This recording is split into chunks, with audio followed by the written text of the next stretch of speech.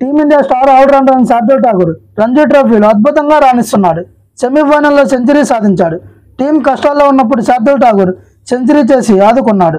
కొంతకాలంగా శార్దూల్ ఠాకూర్ అంతగా ఫామ్లో లేడు. దీంతో ఇంగ్లాండ్తో స్వదేశంలో జరుగుతున్న టెస్టు సిరీస్లో స్థానం దక్కించుకోలేదు. ఇక ప్రస్తుతం దేశవాళీ టోర్నీలో జరుగుతున్న ముంబై ఇండియన్స్ తరఫున ఆడుతున్నాడు. రంజీ టోర్నీలో తమిళనాడుతో జరుగుతున్న సెమీఫైనల్ మ్యాచ్లో శార్దూల్ ఠాకూర్ అనుకోని రీతిలో బ్యాటింగ్ చేసి అందరినీ ఆశ్చర్యపరిపించాడు. మ్యాచ్ 3వ రోజు కథనం దొక్కాడు. రంజీ సెమీఫైనల్ మ్యాచ్లో 105 బంతుల్లోనే 14 4లు 4 6లతో మొదటి సెంచరీ నమోదు చేసుకున్నాడు. కీలకమైన సెమీఫైనల్లో శార్దూల్ ఠాకూర్ దుమ్ము లేపాడు. అయితే ఈ మ్యాచ్లో శార్దూల్ 90 బంతుల్లోనే సెంచరీ సాధించాడు. ఈ సెంచరీని శార్దూల్ ఠాకూర్ దూకుడుగా సెలబ్రేట్ చేసుకున్నాడు. ఇకపోతే ఎప్పటిదాకా టీంలో అంతగా రాణించలేకపోయిన Shreyas Iyer England test match మధ్యలో ఉంచే స్థానం కోల్పోయాడు. ఆ తర్వాత రంజీలో ఒక మ్యాచ్ ఆడకుండా తప్పించుకున్నాడు. బీసీసీఐ సెంట్రల్ కాంట్రాక్ట్ నుంచి తప్పించింది. ఈ నేపథ్యంలో ముంబై తరఫున ఆడుతున్న శ్రేయస్ అయ్యర్ 3 పరుగులకే అవుట్ అయ్యాడు.